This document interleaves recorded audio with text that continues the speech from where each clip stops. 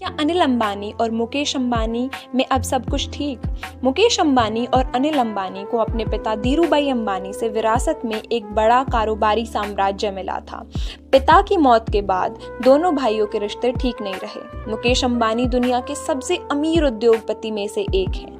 Financial times के अनुमान के मुताबिक मुकेश अंबानी के पास कुल 42 अरब डॉलर की संपत्ति है। शुरू में दोनों भाइयों का उभार हुआ, वे टॉप रहे। 2008 में तो अनिल अंबानी भी दुनिया के 8वें अमीर शख्स थे। अभी अनिल अंबानी को भले उनके भाई मुकेश अंबानी ने बचा लिया, लेकिन ये भी सच है कि रिलायंस कम्युनिकेशन की बर्बादी में मुकेश अंबानी की नई टेलीकॉम कंपनी जियो का भी योगदान रहा। 16 साल पहले धनकुबेर पिता धीरूभाई अंबानी की मौत के बाद दोनों भाइयों में कड़वाहट आ गई थी। धीरूभाई अंबानी ने अपनी रोजी रोटी की शुरुआत यमन में एक पेट्रोल स्टेशन और अटेंडेंट के तौर पर की थी। कहा भी जाता है कि धीरूभाई अंबानी जब जिंदा थे तब से ही दोनों भाइयों की जीवन से शैली में काफी अंतर था। मुकेश अंबानी के बारे में कहा जाता है कि उन पर काम का भूत सवार रहता था, तो अनिल में एक किस्म की अभिजात्यता थी।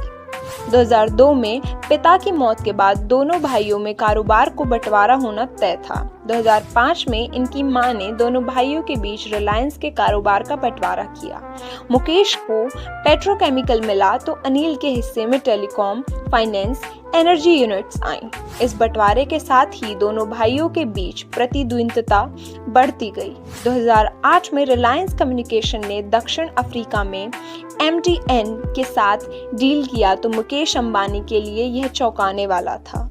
दोनों भाइयों के बीच करार था कि वो दूसरे के कारोबार में नहीं आएंगे।